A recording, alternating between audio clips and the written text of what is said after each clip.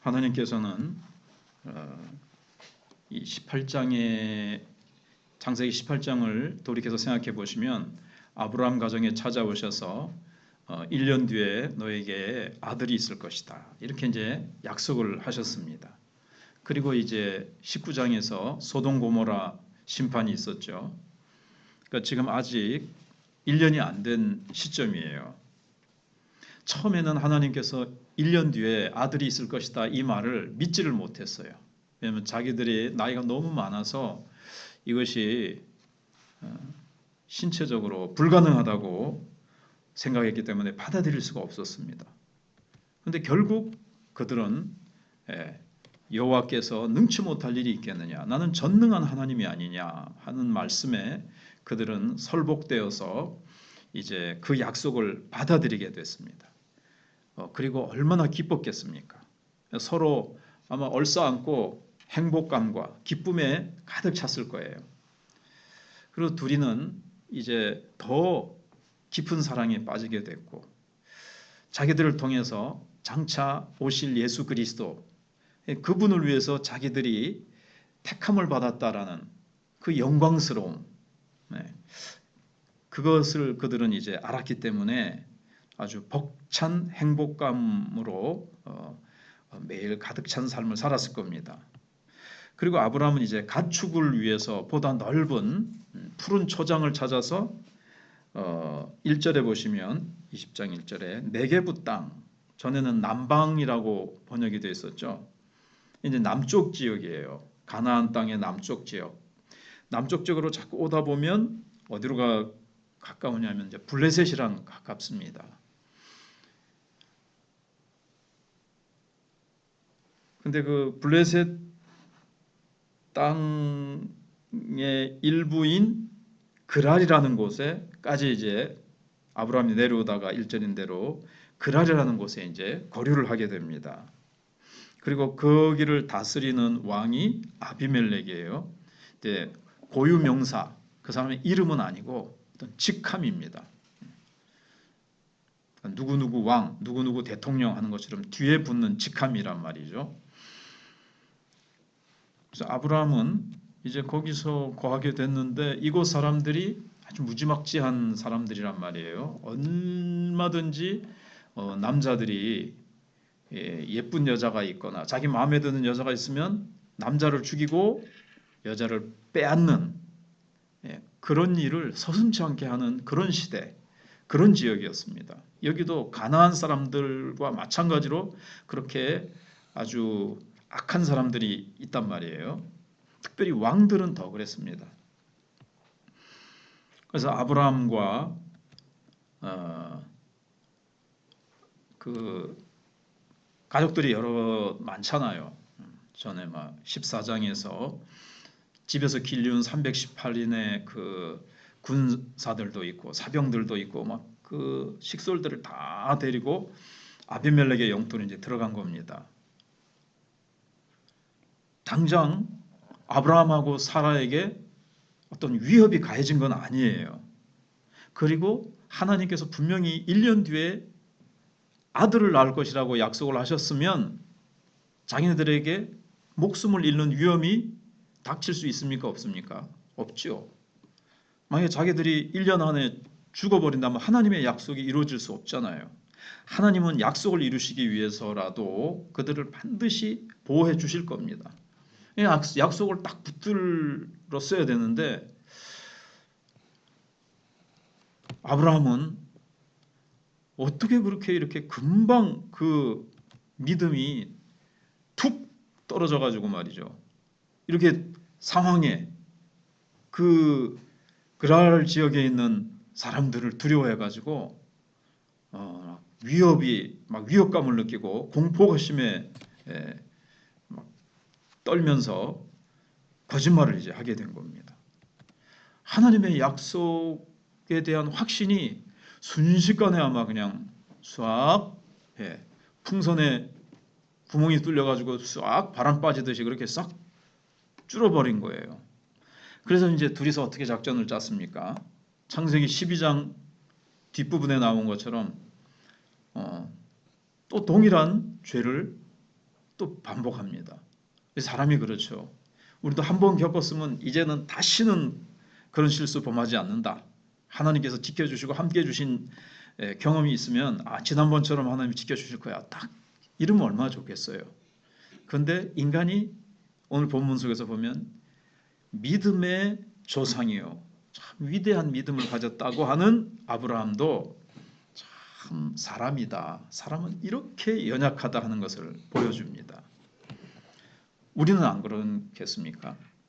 이 본문 속에서 아브라함처럼 우리는 되지 말자, 이런 교훈을 얻는다면 이 교훈을 잘못 뽑아낸 거예요. 우리는 아브라함보다 낫습니까? 우리가? 아브라함도 이랬는데 우리는 안 그런다. 안 그럴 수 있어요? 우리의 힘으로는 안 되는 거죠. 우리도 이렇게 약해요. 아브라함이 이랬다면 우리도 그럴 수 있고 더 할 수 있는 거예요. 단지 그렇게 안 할 수 있는 것은 하나님의 약속을 전적으로 붙들고 말씀의 나를 완전히 꽁꽁 묶을 때 우리는 그렇게 되지 않을 수가 있는 거죠. 그래서 장차 오실 그리스도를 위해서 택함받은 영광스러운 부부관계, 이걸 다 잊어버리고 거짓말을 했다는 것은 하나님의 약속도 부인해버린 셈이 되는 거예요. 말은 그렇게 하지 않아도. 누가 당신 부부 하나님의 약속 믿어? 예, 믿습니다. 믿습니다. 말은 그렇게 했겠죠.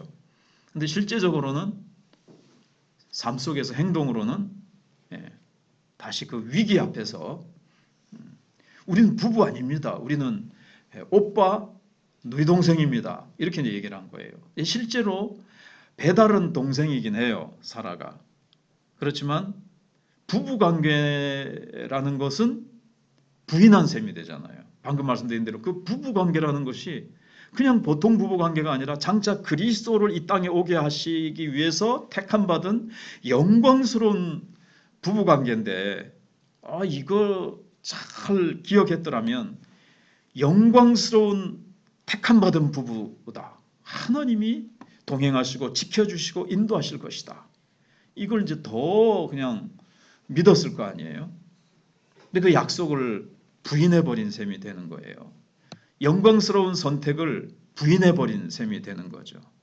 그래서 그들은 하나님의 이 약속과 영광스러운 선택을 잊어버리자마자 급속하게 믿음이 떨어져 버린 거죠. 우리도 마찬가지입니다.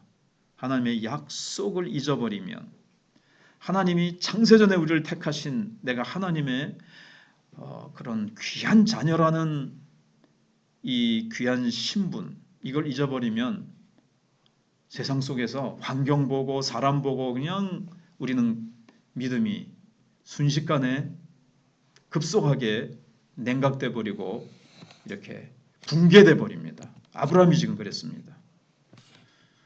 그래서 인간이 얼마나 나약한가. 그래서 우리에게 더욱더 신실하신 약속, 반석 같은 하나님의 약속을 더욱 붙들어야 돼요. 종이 한 장은 약하지만 종이가 반석에 탁 풀을 붙여서 본드로 딱 붙여버리면은 바람에 안 날려가듯이 우리도 반석 같은 약속의 나를 탁 내가 붙어 있으면 되는 거고 성령의 능력을 의지하면 되는 거죠. 우리도 주 예수님을 증거할 수 있는 기회, 주 예수 그리스도를 시인할 수 있는 기회가 왔을 때 우리가 두려움에 빠지면 내가 여기서 예수님 얘기하고 그랬다가는 사람들이 싫어할 거고 사람들에게 나는 이상한 사람으로 광신자로 보일까 봐 마음이 위축되고 두려움에 사로잡히면 우리는 뭐를 따르는 겁니까? 우리는 그리스도를 따르는 것이 아니라 성령을 따르는 것이 아니라 내 육을 따르는 것이 되는 거예요. 내가 사람들에게 이상한 소리, 이상한 사람으로 여김받지 않고 그냥 좀 편하게 그냥 다른 사람들하고 어울려가지고 내가 예수 그리스도로 말미암은 어떤 내가 조금이라도 마이너스가 되지 않는 사람으로 내가 살아가려고 다른 사람들에게 내가 그냥 인정받으려고 그런 육을 쫓는 사람이 되는 거죠. 그래서 우리는 아브라함과 사라가 받은 약속, 1년 뒤에 아들이 있을 것이고 또 너로 말미암아 천하 만민이 복을 받을 것이다, 이런 약속을 똑같이 받은 것은 아니지만 우리도 예수 그리스도로 말미암아 우리에게도 참 하나님께서 아름다운 관계들을 주셨죠. 예수님 안에서 우리가 예를 들면 이제 교회 안에서 형제 자매가 됐잖아요. 같은 하나님의 자녀가 됐잖아요. 우리 성도들은 성도라는 관계. 근데 만약에 서로 미워하고 관계를 막 인간적인 어떤 그런 것 때문에 끊어버리고 미워하고 상대도 안 하고 이렇게 되면 아브라함과 사라가 하나님이 주신 영광스러운 그 선택, 하나님의 약속을 부인하는 것처럼 우리도 이제 그런 불신앙을 범하게 되는 겁니다.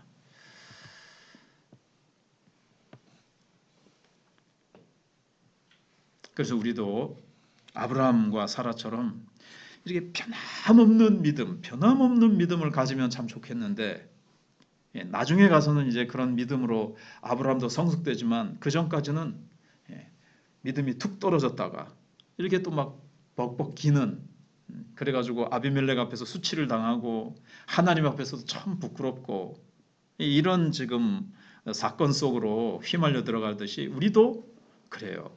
변함없는 믿음으로 항상 승리하면 참 좋겠는데 그러지 못할 때가 있다는 거죠. 근데 이제 아브라함과 사라가 두려워하던 일이 드디어 이제 일어나게 되는 거죠. 아비멜렉에게 이제 사라가 이제 데려감을 당합니다. 아내가 되기 위해서 아비멜렉의 집으로 끌려가게 돼요. 강제로 이제 데려가게 되는 거죠. 자기 아내라 그랬으면 괜찮았을 텐데 내 누이입니다, 누이 동생입니다 이래 놓으니까 그러면 내 아내로 좀 삼자. 근데 좀 우리가 다 이해는 못하죠, 성경에.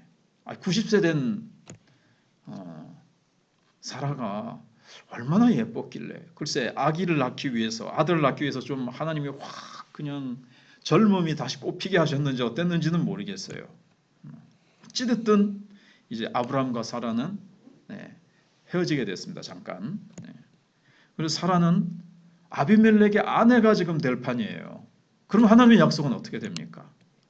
둘 사이에서 이삭이 태어나야 되는데, 아들이 태어나야 되는데, 아들을 줄 것이다라고 한 하나님의 말씀은 어떻게 되겠습니까?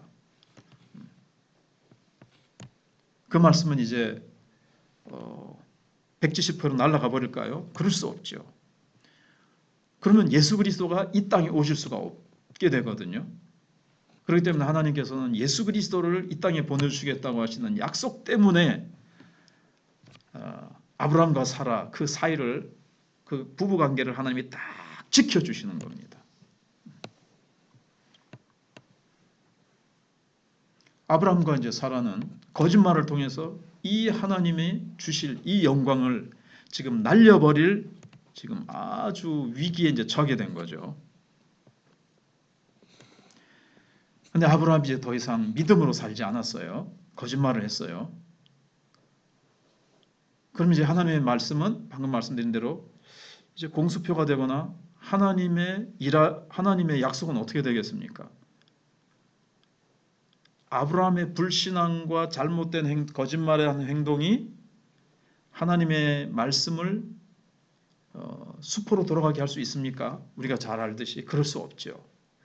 아브라함이 약속을 붙들지 않은 상태 속에서도 하나님은 일하셨습니다. 하나님은 약속을 이루시기 위해서, 자신의 말씀을 이루시기 위해서 일하시는 거예요. 그래서 아비멜렉의 꿈에 나타나셔가지고 네 사라 아브라함의 아내인데 네 안 돌려주면 네 죽어 너, 이제 이렇게 하나님께서 탁 얘기하신 거죠. 그럼 이제 아비멜렉의 가정뿐만 아니라 여기 그 3절에 하나님께서 그렇게 딱 아비멜렉의 꿈에 나타나가지고 얘기하시고 가까이 하지. 아비멜렉이 나 그 여인 아직 가까이 하지 않았어요. 나 아직 안 건드렸는데 의로운 백성도 하나님 벌 주세요. 그러니까 5절에 아브라함이 누이라고 했는데요. 나는 온전한 마음 깨끗한 손으로 이렇게 했습니다. 그러니까 하나님이 꿈에 이르시는 네가 온전한 마음으로 이렇게 했기 때문에 내가 막은 거다. 이렇게 하거든요. 그 다음에 이제 7절에 하나님이 그 사람 안에 이제 사라 돌려보내라. 돌려보내지 않으면 너와 너에게 속한 자 다 반드시 죽을 줄 알아. 네. 그러죠. 제가 그냥 덧붙여가지고 너 죽어 이렇게 한 게 아니라 진짜 그러죠. 예. 그 다음에 이제 8절에 아침에 일찍 일어나가지고 이제 막 혼쭐이 났겠죠. 그냥 막 실컷 먹은 거죠. 그래가지고 이제 아침에 일찍 나와가지고 그의 종들, 신하들, 자기 궁중에 있는 신하들, 뭐 종들 싹 다 불러가지고 야 밤중에 어떤 일이 일어난 줄 아냐면서 싹 다 얘기한 거예요. 그러니까는 전부 다 종들도 하나님을 두려워하게 됐습니다. 그 아비멜렉이 아브라함을 불러가지고 야단을 치는 겁니다. 참, 네 어떻게 된 거냐? 그래가지고 아브라함이 해명을 요구당하는 거죠. 이방 왕 앞에서 족장 정도 되겠지만 아주 옛날에 그 부족 국가였을 때 한 부족이 그냥 뭐 뭐 나라처럼 돼가지고 왕이 이제 되는 건데 아무튼 해명을 요구받는 거예요. 얼마나 요사이 아이들 말로 쪽팔립니까? 이방 왕 앞에서. 아브라함은 선지자잖아요. 선지자고 하나님과의 특별한 관계에 있는 사람이고 하나님께서 1년 뒤에 너에게 아들을 주겠다고 약속하시고 12장에서 불러내실 때 너로 말미암아 천하 만민이 복을 받을 것이고 너를 축복한 자에게 내가 축복하고 너를 저주한 자에게 내가 저주할 것이라는 놀라운 약속을 받고 그 다음에 18장 끝에서는 어떻게 했습니까? 소돔 고모라의 멸망 심판하시겠다는 하나님의 말씀 앞에서 그냥 중보기도 하던 그 믿음의 위대한 모습, 믿음의 아름다운 모습은 어디로 갔단 말입니까? 참 그랬던 아브라함이 이방왕 앞에서 야단을 맞고 어떻게 된 거니? 네 이실 짓고 해라. 이렇게 이제 돼버린 거예요.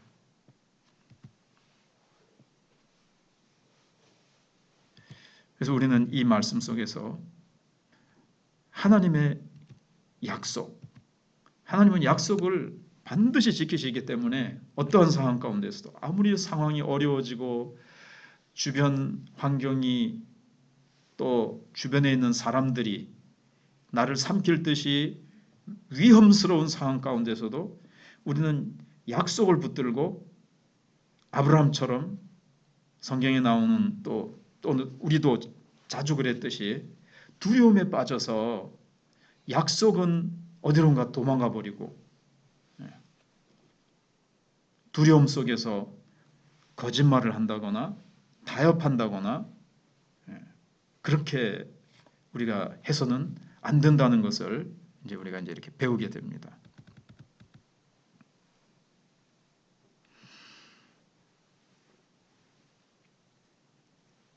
그래서 오늘 본 말씀 속에서 아브라함은 믿음을 잃고 약속을 놓아버린 상태에서도 하나님은 일하신다. 이걸 이제 잘 이제 우리가 붙잡아야 됩니다. 거기서 큰 어떤 교훈이죠.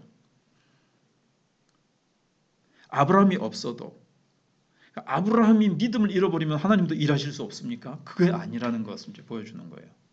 아브라함이 없어도 아브라함이 믿음을 놓아버린 상태 가운데서도 하나님은 약속을 너 믿음 놔버렸지? 나 일 안 해. 너 그 정도밖에 안 돼? 취소야. 이렇게 안 하시고 아브라함이 두려워서 믿음을 놔버리고 약속을 놔버린 상태 속에서도 하나님은 신실하게 자기의 약속을 계속 이루어 가신다. 계속 일하신다. 이것을 이제 우리가 굳게 붙잡아야 됩니다. 그럼 우리가 뭐 믿음 잃어도 되고 뭐 아무렇게나 살아도 되겠네요. 그게 아니고 그러한 상황 속에서도 하나님은 그 약속을 하나님은 결코 이루신다. 반드시 이루시는 분이시다. 이걸 우리가 굳게 잡아야 우리는 이제 두려움에 빠지지 않고, 두려움에 빠지면 거짓말하게 되고 타협하게 되잖아요. 그러할지라도 일하시는 하나님이시라면, 하나님은 이 약속을 어떠한 상황 가운데서도 이루시는 분이라면 우리의 상태와 상관없이, 나는 겁이 나가지고 앞으로 전진하지 못하는 상황 속에서도 하나님은 여전히 자신의 일들을 계속 하나님은 밀고 나가신다는 것. 이걸 이제 우리가 배우는 거죠. 근데 아브라함이나 우리가 믿음을 잃지 않고 하나님의 영광을 드러내고 하나님을 어떤 상황 가운데서 막 이렇게 증거한다면 얼마나 더 큰 역사가 일어나겠느냐 하는 거예요. 그런 말씀이 로마서에도 있죠. 이스라엘의 넘어짐으로 말미암아 이방이 구원을 얻었다. 그런데 이스라엘이 넘어지지 않았더라면 얼마나 더 하나님이 영광을 받으셨겠는가, 이런 논리를 사도 바울이 얘기하잖아요. 아브라함이 두려워서 약속을 놓치고 믿음을 순간적으로 좀 잃어버린 상태에서도 하나님이 일하신다면, 아브라함이 약속을 굳게 붙잡고 믿음으로 담대하게 거짓말하지 아니하고 아비멜렉 앞에서도 막 하나님을 증거하고 막 이랬더라면 얼마나 더 큰 하나님의 영광이 더 드러났겠느냐 하는 거죠.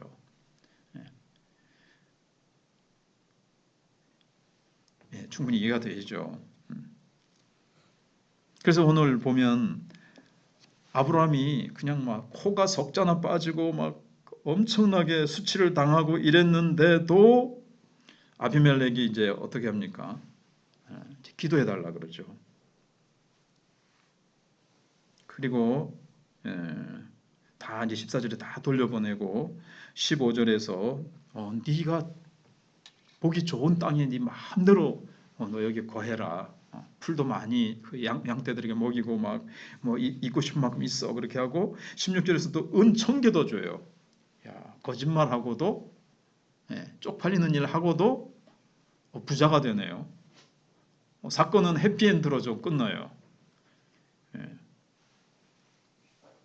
하나님이, 그리고 또 아브라함이 17절에 하나님께 기도하며 하나님이 아비멜렉과 그의 아내와 여종을 치료하사 출산하게 하셨으니, 그러니까 그 전에 아비멜렉의 가정에 임했던 어떤 하나님의 뭐랄까요, 저주라 그럴까, 하나님의 이 벌주심이 뭐였다는 걸 알 수 있을까요? 어떤 출산에 관계된 여자들이 태의 문이 막히는, 자녀를 낳을 수 없는 어떤 그런 병들이 쫙 아비멜렉과 아비멜렉에 속한 사람들에게 임한 거예요. 왜요? 그리스도가 오셔야 되니까. 이 지금 혹시라도 아비멜렉과 사라 사이, 뭐 이게 이제 그런 사라 사이에 뭔가가 이제 이렇게 만약에 결혼을 해가지고 동침을 하면 뭐 큰일 나잖아요. 뭐 그런 일이 있을 수가 없도록 하나님이 딱 이제 막으신 거죠. 그래서 특별히 이 출산에 대한 문제가 생기게 하셔가지고 태문을 다 막혔는데, 하나님이 그냥 직접 치료해 주시면 될 텐데 또 아브라함이 기도하게 하셔가지고 태문을 다시 이제 열어 주시는 것을 봅니다. 18절에 그게 이제 또 설명이, 부연 설명이 되어 있죠.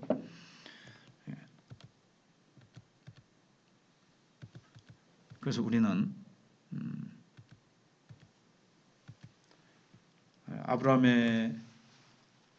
그러니까 아브라함 너를 축복하는 자에게는 축복하고 너를 저주하는 자에게는 저주하리라. 그러니까 너를 해코지하는 자에게는 내가 그를 해코지하는 자를 내가 해코지하겠다. 뭐 하나님이 이렇게 내가 손봐주겠다 그랬잖아요. 그 말씀이 이루어졌습니까? 안 이루어졌습니까? 이루어진 거죠. 거짓말에 의한 거지만 아브라함의 아내 사례를 건드렸잖아요. 그러니까 하나님께서 그 가정에, 아비멜렉 가정에 어려움이 임했습니다. 다시 돌려줬어요. 예. 그러니까 이제 어떻게 보면은 좀 축복한 셈으로 한번 생각해 보세요. 이제 축복으로. 그러니까는 이제 다시 돌려주고 은총계도 주고 그 땅에 이제 거하게도 하고 이제 이렇게 또 이제 이게 이제 또 축복하게 되는 거예요. 축복으로 이제 이렇게 돌이키시는 거예요. 근데 아까 말씀드린 것처럼 거짓말하고 참 부족했음에도 불구하고 하나님은 이렇게 당신의 약속 때문에 하나님의 신실하심 때문에 이렇게 일하신다면 우리가 더 믿음으로 담대하게 기도하며 승리하며 나간다면 얼마나 하나님은 더 큰 영광을 받으시고 우리에게 더 놀라운 은혜를 베푸실 건가 하는 거예요. 그래서 오늘도 아브라함이 하나님을 증거할 수 있는 상황이 됐을 때 아브라함은 증거했습니까? 안 했습니까? 증거하지 못했어요. 13절에 겨우 한다는 말이 하나님이 나를 내 아버지 집을 떠나 두루 다니게 하실 때 뭐 요 정도 하나님은 나를 아비 집을 떠나서 두루 다니게 했대. 뭐 요 정도밖에 얘기를 못했어요. 그리고 잘못했단 말 사과합니까? 안 합니까? 안 합니다. 이 아브라함의 부족한 모습 좀 생각해보고 자 그러면 이제 말씀을 이제 이렇게 해서 딱 결론 딱 얘기하면서 하지는 않았지만 시간 관계상